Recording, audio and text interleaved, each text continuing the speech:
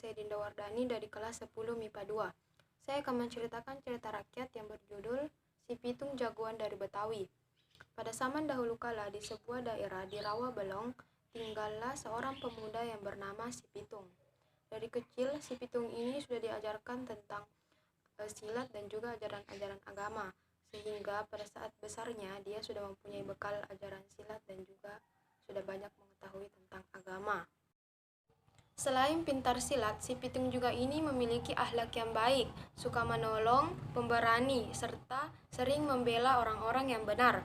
Sehingga pada saat melihat daerah tempat tinggalnya diserang oleh kolonial Belanda serta adanya tuan-tuan tanah yang sering menyuruh rakyatnya untuk bekerja paksa dan selalu merebut hartanya, sehingga rakyat di sana pun kehilangan hartanya dan menderita. Sehingga Si Pitung pun berinisiatif untuk melindungi rakyatnya. Langkah pertama yang dilakukan Si Pitung adalah mencari orang-orang yang dapat membantunya dalam menjalankan rencananya. Dia pun mendapatkan orangnya, yaitu Rais dan Ji yang merupakan sahabatnya sendiri. Mereka pun menyusun rencana serta apa yang harus mereka lakukan.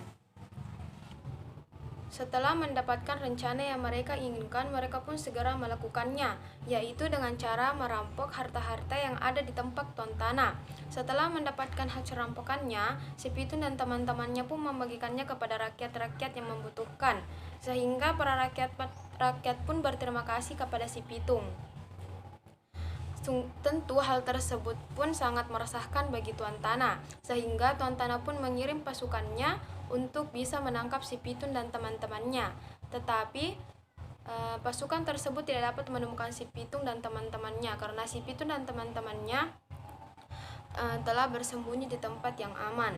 Karena rakyat dari Rawa Belong tidak ingin memberitahukan di mana tempat Si Pitung dan teman-temannya bersembunyi, akhirnya pun pasukan dari kolonial Belanda memberikan iming-iming kepada rakyat Rawa Belong bahwa siapa saja yang memberitahukan di mana tempat Si Pitung dan teman-temannya berada, mereka akan diberikan hadiah yang besar. Tetapi hal tersebut pun tidak berpengaruh bagi rakyat Rawa Belong karena mereka mengingat bagaimana kolonial Belanda menyiksanya dan bagaimana pula kebaikan Si Pitung yang telah membantunya.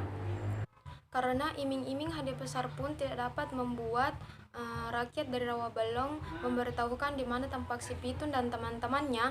Akhirnya pun pasukan dari kolonial Belanda menemukan cara baru, yaitu dengan cara menculik keluarga Si Pitung dan juga Haji Neping yang merupakan kelemahan Si Pitung. Akhirnya pun pasukan dari kolonial Belanda ini menangkap keluarga Si Pitung dan juga Haji Neping. Tetapi setelah ditangkap, keluarga Si Pitung dan Haji Neping pun tetap tidak ingin memberitahukan di mana tempat Si Pitung dan teman-temannya bersembunyi. Karena tidak ingin memberitahukan, pasukan dari kolonial Belanda pun menyiksa keluarga Si Pitung dan juga Haji Neping secara tidak kemanusiaan. Karena sudah tidak tahan dengan siksaannya, akhirnya pun keluarga Si Pitung dan juga Haji Neping memberitahukan di mana tempat Si Pitung dan teman-temannya bersembunyi. Setelah mengetahui di mana Si Pitung dan teman-temannya bersembunyi, akhirnya pun pasukan dari kolonial Belanda menyusul di tempat Si Pitung dan teman-temannya bersembunyi. Setelah menemukan tempat di mana Si Pitung dan teman-temannya bersembunyi, pasukan dari kolonial Belanda pun melakukan penyerangan.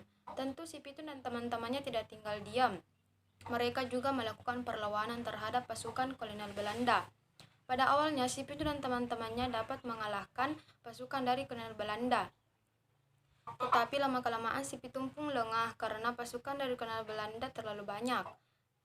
Pada saat terlihat ada celah untuk melawan Si Pitung, kolonial Belanda pun menyerang senjata bertubi-tubi kepada tubuh Si Pitung, sehingga Si Pitung pun menghembuskan nafas terakhirnya. Jagoan dari Betawi itu pun meninggal dunia akibat kekejaman dari para kolonial Belanda. Pesan moral yang dapat diambil dari cerita ini adalah kita harus menghargai perjuangan-perjuangan pahlawan kita karena mereka telah rela berkorban jiwa dan raga demi menegakkan kembali keadilan yang telah dihancurkan oleh para penjajah. Itulah cerita saya, mohon dimaafkan kekurangannya. Wabillahi taufiq wal hidayah. Wassalamualaikum warahmatullahi wabarakatuh.